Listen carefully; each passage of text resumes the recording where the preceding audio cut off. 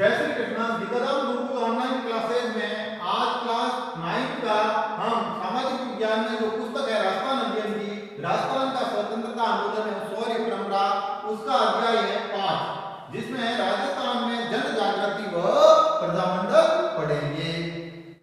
1857 के प्रथम स्वाधीनता संग्राम सफल नहीं हो पाया, परंतु जनता में नव चेतना व जागृति की भावना अवश्य उत्पन्न हो गई और उनके कई कारण थे। यानी 1857 का जो आंदोलन था, इसको हमारे यहाँ प्रथम स्वतंत्रता आंदोलन की संज्ञा दी गई है। यह सफल नहीं हो सका, पूर्ण सफल नहीं हुआ। क्या नहीं हुआ? पूर्ण सफल नहीं हुआ, लेकिन ये हमें कई उद्देश्य दे गया। क्या दे गया? उद्देश्य दे गया। कौन कौन से? किसके लिए? आजादी के बारे में। आजादी के बारे में हमें कई उद्देश्य दे गया। पहला, राजस्थान के सांस्कृतिक एवं ऐतिहासिक वैभव की आत्मानुभूति हुई। हमें हमारी परंपरा और गौरव की आत्मानुभूति हुई राजस्थान के संदर्भ में। किसके? राजस्थान के संदर्भ में विशेष संदर्भ में हमें है जो हमारी परंपरा व गौरव की आत्मानुभूति हुई। हिंदी, गुजराती, बांग्ला साहित्य से राजस्थानी चरित्रों के बारे में जब जनता अपने प्राचीन गौरव इतिहास के बारे में सजग हो गई। आर्य समाज की शाखाओं ने भी राजस्थान में स्वतंत्रता आंदोलन के प्रति विचारों को फैलाकर राष्ट्रीय चेतना प्रज्वलित की। राजनीतिक जागृति की भावना को विकसित करने में स्वामी दयानंद सरस्वती और स्वामी विवेकानंद का महत्वपूर्ण योगदान दिया। और दूसरा था आर्य समाज का योगदान और रामकृष्ण मिशन का योगदान। साहित्य और पत्रकारिता ने भी राष्ट्रीय भावनाओं को जागृत कराया। बंकिम चंद्र चटर्जी ने वंदे मातरम गान से राजस्थान गूंज उठा। राजस्थान समाचार, देश हितैषी, परोपकार कारक आदि समाचार पत्रों ने भी राष्ट्रीय भावना की जागृति में महत्वपूर्ण योगदान दिया। उदयपुर में सज्जन कीर्ति सुधाकर तथा अजमेर में एक अंग्रेजी साप्ताहिक अखबार राजस्थान टाइम्स का सन 1885 में प्रकाशन शुरू हुआ। अखबारों के माध्यम से लोगों में राष्ट्रीय और राजनीतिक चेतना का उदय हुआ। छपनिया के भीषण अकाल में समय अंग्रेजों की ओर से जो उपेक्षा बरती गई, उनके कारण अंग्रेजों के प्रति विरोध का वातावरण बना। अतः जनता के मन में स्वतंत्रता प्राप्ति के विचार बनने का आरंभ हो गया। एडवर्ड सप्तम के राज्यारोहण समारोह के समय उदयपुर के महाराणा फतेह सिंह को आमंत्रित किया गया। इसमें शामिल होने के लिए उन्होंने दिल्ली प्रस्थान किया।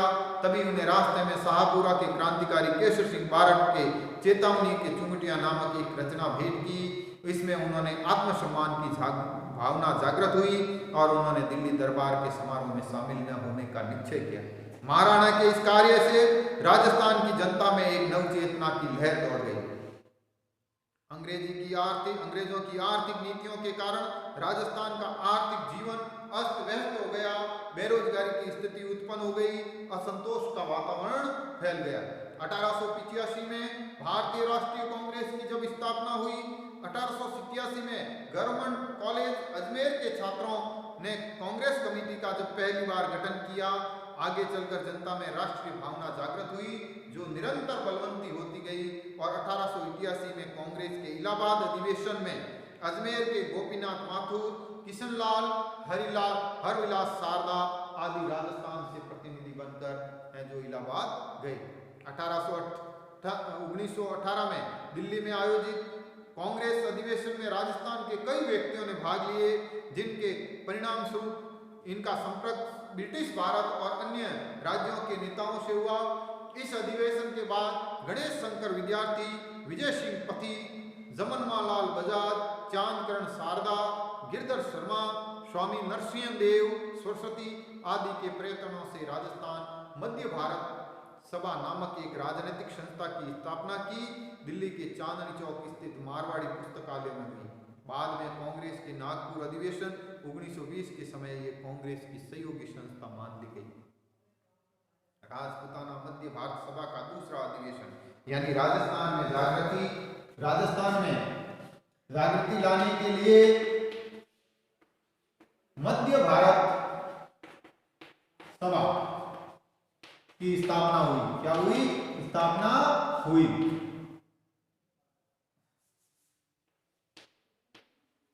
स्थापना हुई कब हुई? 1918 इसमें दिल्ली में मारवाड़ी पुस्तकालय। कहाँ हुई? दिल्ली के मारवाड़ी पुस्तकालय में एक सभा हुई। दूसरा इसका अधिवेशन कांग्रेस अधिवेशन के साथ ही दिसंबर 1919 में अमृतसर में संपन्न हुआ। मार्च 1920 में इसका तीसरा अधिवेशन जमनलाल बजाज की अध्यक्षता में अजमेर में आयोजित हुआ। दिसंबर 1920 में सभा का चौथा अधिवेशन नागपुर में और भारतीय राष्ट्रीय कांग्रेस का अधिवेशन भी उसी समय नागपुर में था। सभा के अध्यक्ष नरसिंह चिंतामणि केलकर निर्वाचित हुए, किंतु कुछ कारणों से वे नागपुर नहीं पहुंच पाए। अतः जयपुर के गणेश नारायण सोमानी को सर्वसम्मति से सभापति चुना गया। अधिवेशन में एक प्रदर्शनी भी लगाई गई जिसमें राजस्थान के कृषकों की दयनीय स्थिति दर्शाई गई।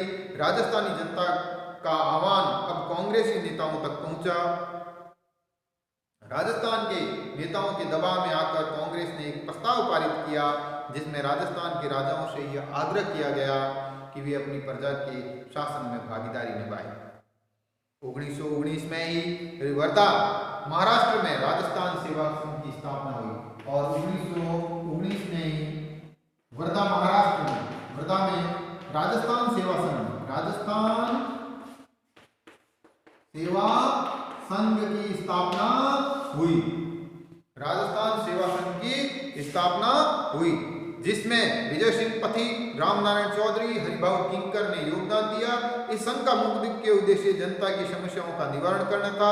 इसका दूसरा उद्देश्य जागीरदार और राजाओं का अपनी प्रजा के साथ सौहार्दपूर्ण संबंध स्थापित करना था। इस संघ के माध्यम से राजस्थान में राजनीतिक जन चेतना का प्रारंभ हुआ। धीरे धीरे बूंदी, जयपुर, जोधपुर, सीकर, खेतड़ी, कोटा आदि स्थानों पर संघ की शाखाएं खोली गई। राजस्थान सेवा संघ के ने बिजोलिया और बैगू के किसान आंदोलन, सिरोही और उदयपुर के भील आंदोलन का मार्ग प्रशस्त किया। संघ ने बूंदी, सिरोही और उदयपुर में पुलिस द्वारा किए गए अत्याचारों को भी उजागर किया और इनकी आलोचना की। ब्रिटिश सरकार राजस्थान सेवा की गतिविधियों से शंकित थी और मार्च 1924 में रामनारायण चौधरी, शोभालाल गुप्त को तरुण राजस्थान में देशद्रोहात्मक सामग्री प्रकाशित करने के अपराध में गिरफ्तार कर लिया गया। न्यायालय ने रामनारायण को तो मुक्त कर दिया परंतु गुप्त को 2 वर्ष के कठोर कारावास की सजा मिली। 1924 में मेवाड़ राज्य सरकार द्वारा पथिक को कैद किए जाने के बाद से सेवा संघ के पदाधिकारियों व सदस्यों में परस्पर मतभेद शुरू हो गए। सने सने मतभेद की खाई चौड़ी होती गई। फलस्वरूप 1928 से 29 तक राजस्थान सेवा संघ पूर्णतः प्रभावहीन हो गया। 1920 में भारतीय राष्ट्रीय कांग्रेस का नेतृत्व महात्मा गांधी के हाथ में आ गया। उन्होंने 21 में असहयोग आंदोलन प्रारंभ किया। समस्त भारत पर इसका प्रभाव पड़ा। इससे राजस्थान भी अछूता नहीं रहा। यहाँ के लोग भी देश प्रेम की भावना जागृत हुई और राज्य में निपुण शासन के प्रति तीव्र रोष उत्पन्न हुआ। जोधपुर में एक सत्याग्रही भंवरलाल सराफ हाथ में तिरंगा झंडा लेकर शहर में घूमे। झंडे के एक और महात्मा गांधी और दूसरी ओर स्वराज लिखा था। उन्होंने बाजार में एक भाषण दिया जिससे जनता में उत्साह से सुना। टोंक राज्य की जनता ने एक सभा कर कांग्रेस के प्रति पूर्ण सहानुभूति व्यक्त करने और असहयोग आंदोलन का अनुमोदन किया। वहां के पुलिस अधिकारी ने उनके नेता मौलवी अब्दुल रहीम, सैयद जुबैर मियाँ, सैयद इस्माइल मियाँ, काजी मोहम्मद अयूब आदि को गिरफ्तार कर लिया। लगभग 70 अन्य व्यक्ति भी इस संबंध में गिरफ्तार किए गए, लेकिन शीघ्र ही छोड़ दिए गए। राज्य में जमनलाल बजाज ने अपने राय बहादुर की उपाधि लौटा दी और 1 लाख रुपए तिलक राजस्व कोष में दिए। उन्होंने 11,000 रुपए मुस्लिम लीग को दिए। उन्होंने अखिल भारतीय कांग्रेस कमेटी की कार्यकारिणी का सदस्य बनाया गया। इसके लिए वे गांधी जी के बहुत निकट आ गए। बजाज से प्रेरित होकर राजस्थान के दूसरे व्यापारियों ने भी इस आंदोलन में सहयोग दिया। बीकानेर में राजनीतिक जागृति अपेक्षाकृत देरी से हुई। धीरे धीरे यहाँ भी ब्रिटिश प्रांतों में चल रहे असहयोग आंदोलन का प्रभाव पड़ने लगा और जनता में रियासती शासन के प्रति असंतोष आरंभ हो गया। सन 1921 में बीकानेर के मुक्ता प्रसाद वकील आदि ने विदेशी कपड़ों की होली जलाई और खादी पहनने का व्रत लिया। बीकानेर में खादी भंडार भी खोला गया। अनेक स्थानों पर जनता में जागृति लाने के उद्देश्य से पुस्तकालय और वाचनालय खोले गए। चूरू, सुजानगढ़, रतनगढ़ आदि में सर्वहितकारिणी सभा, विद्या प्रचारणी सभा आदि नाम से समाज सेवा के उद्देश्य से अनेक संस्थाएं स्थापित की। इन संस्थाओं की ओर से राजनीतिक साहित्य के पर्चे भी प्रचारित किए गए। मार्च 1921 में अजमेर में द्वितीय राजनीतिक सम्मेलन का आयोजन किया गया। इसमें मोतीलाल नेहरू भी उपस्थित थे। मौलाना शौकत अली ने सम्मेलन की अध्यक्षता करते हुए विदेशी कपड़ों का बहिष्कार किया। अजमेर में पंडित गौरीशंकर के नेतृत्व में विदेशी वस्त्रों का बहिष्कार किया गया। इस कार्य में अर्जुनलाल सेठी, चांदकरण शारदा ने भी भाग लिया। प्रथम विश्व युद्ध के दौरान राजस्थान के नरेशों ने तन मन धन से ब्रिटिश शासक को सहायता प्रदान की। ब्रिटिश साम्राज्य के प्रति पूर्ण निष्ठा का परिचय दिया। ब्रिटिश सरकार ने भी उन्हें अपने विश्वसनीय सहयोगी तथा युद्ध संचालन में भागीदारी बनाया। बीकानेर के महाराजा गंगा सिंह को साम्राज्यिक युद्ध मंत्री मंडल और साम्राज्यिक युद्ध सम्मेलन का सदस्य मनोनीत किया गया।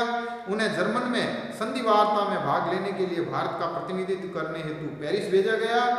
विश्व युद्ध की समाप्ति के बाद वायसराय की अध्यक्षता में नरेंद्र मंडल की स्थापना की गई, जहां देशी राजा अपने राज्यों और भारत सरकार से संबंधित समस्याओं का विचार विमर्श करें। देशी राजाओं का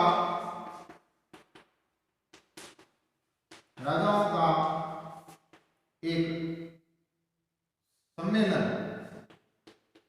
सम्मेलन या संगठन, देशी राजाओं का एक संघ था,